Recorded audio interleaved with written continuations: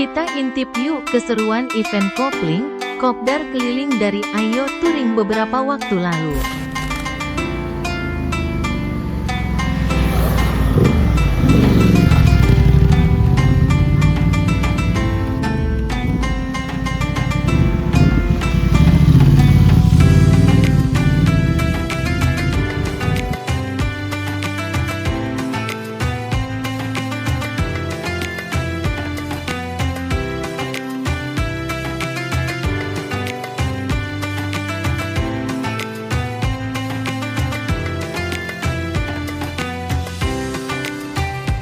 Udah sampai di sini. Sebelumnya gue mau ngecek dong, ada kendala nggak sih di jalan? Ada yang nyasar-nyasar nggak sih? Aus. Yang aus. Sama om sekalian, saya Andika, saya marbot masjid sini lah ya, insya Allah. Selamat datang di, silakan om, Kang. Selamat datang di Masjid Muslim Bilioner. Ada Bang Rial Hamzah nih, sahabat saya, guru saya. Ya, kalau saya ini baru 2 tahun terakhir lah megang motor. Bismillahirrahmanirrahim. Dengan ini acara kopling 2024 dibuka.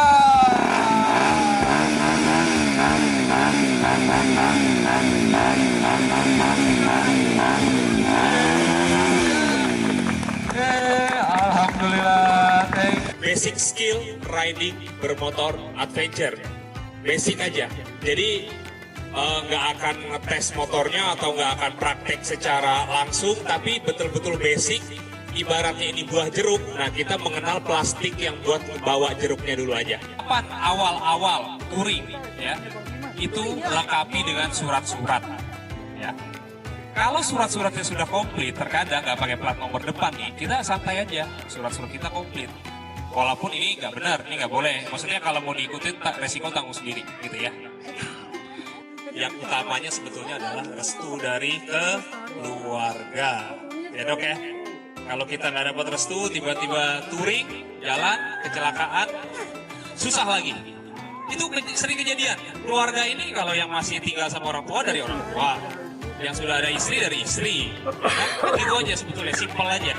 Dan setiap sambungan kabelnya itu disolder dan ditutup bukan pakai solasi hitam, tapi pakai solasi bakar.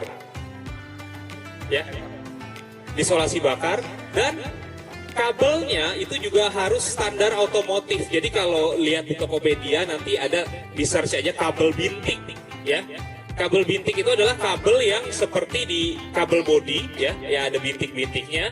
Tinggal kita cari yang besarnya, jangan terlalu besar ya, yang sesuai aja. Itu adalah kabel yang standar otomotif yang sebetulnya wajib dipakai di motor-motor seperti ya, motor-motor touring lah ya. Karena apa? Karena kalau kita memakai kabel speaker atau kabel yang tidak sesuai, nah itu akan lebih besar terjadinya shortcut ya. Itu sering terjadi dan panas karena kabel tersebut tidak mampu menahan panas dari mesin ya. Itu. Jadi kabel-kabelnya pun juga harus sesuai, penyambungan kabelnya disolder dan pakai isolasi bakar. Dan semuanya harus ibaratnya memakai terminal spoon ya. Supaya apa? Supaya tidak terjadi bahasa mudanya mungkin ngefong ya. Nah itu berawal dari situ yang bikin kelistrikan motor kacau yang akhirnya jadi mogok. Setting motor yang sesuai untuk motor kita ya. Motor di sini om boleh om? Siapa namanya sorry? Pakai boleh kesini sebentar. Gimana? Sorry, tinggi badan? 178. Oke, lebih tinggi dari saya dong ya. Stangnya terlalu lurus ya? Terlalu lurus. Kurang. Ya. Terus? Nyaman nggak buat om? Kurang. Nggak nyaman? Terlalu maju. Oke. Ya, ini yang terjadi. Ya, yang saya bilang tadi. Ini yang terjadi karena dulunya saya pun sama. Jadi pengen stang itu yang posisinya itu adalah ke belakang, tinggi, dan tangan kita seperti ini. Ya. Karena apa? Itu nyaman, baik lagi nyaman. Tapi ini adalah riding position yang saya nggak bisa bilang salah. Yang kurang benar untuk mengendalikan sebuah motor adventure, gitu ya. BMW GS, ya, BMW GS 1300, 1200, yang tanpa racer itu adalah setupnya seperti ini, stangnya, posisinya, ya. Semua pasti untuk orang Indonesia bilangnya kejauhan. Tapi kalau saya memakai motor itu nyaman. Tapi untuk orang Indonesia memakai GS 1200 itu stangnya terlalu jauh. Akhirnya racer itu laku di Indonesia. Di luar negeri kurang laku. Ya.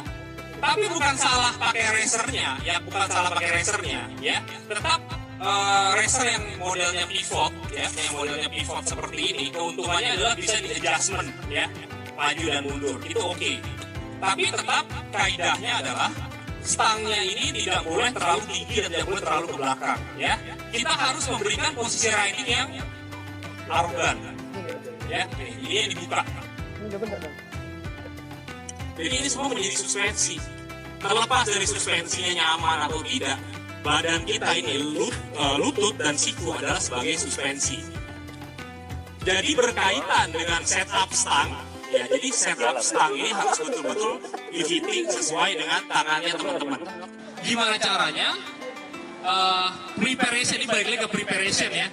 Preparation antara surat, kelistrikan, dan setup motornya ini kita tahu dulu ilmunya. Kita tahu dasarnya, ya. Kita tahu dasarnya kenapa harus stang dibuat seperti ini, kenapa footstep seperti ini, karena kita tahu ketika kita riding ini dalam posisi standing ride ini basic banget. Orang main motor touring atau adventure kan biasa berdiri, cuma kan berdirinya pada salah, ya.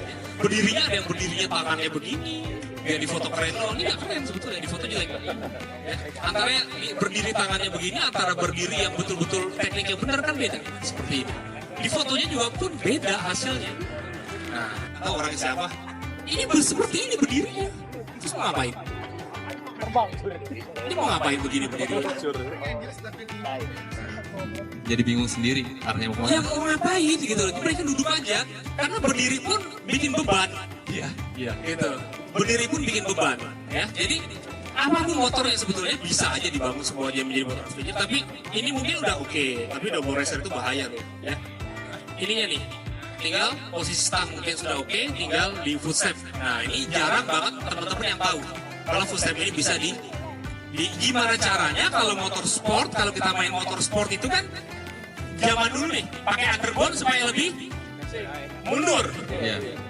Nah sekarang kalau mau main motor adventure dibalik, gimana caranya lebih maju dan lebih turun. Jadi posisi kakinya ini, ya, posisi kakinya ini nggak boleh nekuk. Harus sebisa mungkin seperti ini, depan.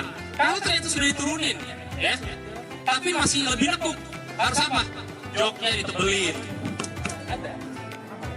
Ini dilihat motor saya dari tadi saya duduknya enak, berdiri dan duduknya enak karena joknya udah tebel. Kalau joknya masih tipis ya jauh juga. Nah ini balik lagi ke bike fitting. Jadi touring luar negeri adalah yang pertama harus teman-teman punya itu adalah karne, ya. Karne, ya. Ini 3 juta di luar deposit motor, ya. Teman-teman bisa mendapatkan karne ini di Ikatan Motor Indonesia. Udah tahu ya? Ya, oke. Harga sebulan pada 20 lembar. Oh, bisa. Yang 5 lembar ada, 10 Oke. lembar ada. Kalaupun nggak ada yang 10 lembar, kita bisa minta lagi dari sini, beli lagi. Oke, jadi kita bekal dari sini ya. Iya. Dari sini bukan beli di negara terkait. Enggak, semua dari Indonesia. Dari Motor Indonesia. ya. Jelas ya. Jadi, nah, bukan berarti ketika teman-teman memiliki karne, teman-teman langsung bisa jalan kemana aja. Nggak bisa. Kalau bisa seperti itu, semua orang udah sampai Mekah. Semua orang udah sampai Eropa. Tapi nggak bisa seperti itu. Ketika sudah memiliki karne, yang paling penting adalah teman-teman bisa keluar dari Indonesia secara legal. Bisa keluar dari Indonesia secara legal dan masuk lagi ke Indonesia secara legal karena karne. Nggak susah. Motor plus orang atau Karne ini adalah paspor motor. Jadi kita punya paspor. Ya, sama juga kayak di bandara ada custom dari imigrasi. Kalau motor ini bisa naik pesawat ya bawa sekalian legal. Memang kalau perturing Indonesia pasti ada naik pesawat, naik kargo pilihan aja. Kita bisa bareng naik motor yang ini kita bisa bawa motornya. Ya, oke. Tapi tidak syaratnya bukan ini aja, ini syaratnya banyak ya. Dan oleh karena itu teman-teman ketika mau ke luar negeri harus melakukan riset di negara Thailand ini cara masuknya gimana, kontak personnya di sana gimana, harus riset. Nggak bisa, harus ada duitnya. Harus ada duitnya.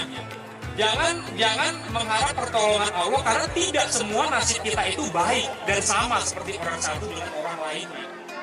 Kalau dia sharing seperti itu tidak salah, itu dalam pengalaman dia. Tapi apakah pengalaman dia bisa jadi aja atau bisa sama ke yang lain? Apakah semua orang di sini nasibnya sama? Kalau semua orang di sini nasibnya sama, semua udah punya. Tapi tidak semudah itu, ya. Oke.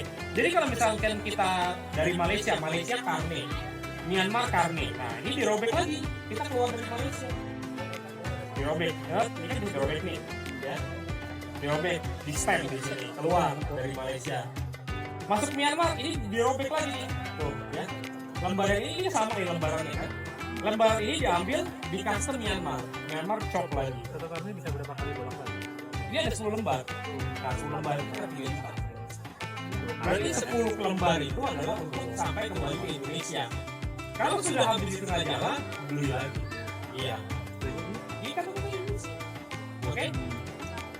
Ada yang kurang tahu apa ini? Belum. YouTuber nggak ngasih tahu.